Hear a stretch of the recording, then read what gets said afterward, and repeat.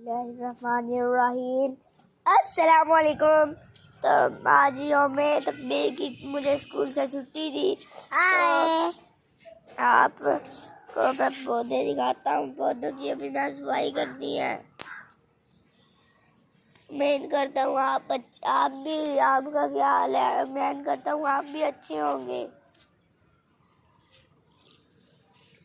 अल्लाह अपने बाहर तो लाइक भी कीजिएगा, सब्सक्राइब भी कीजिएगा, शेयर भी कीजिएगा।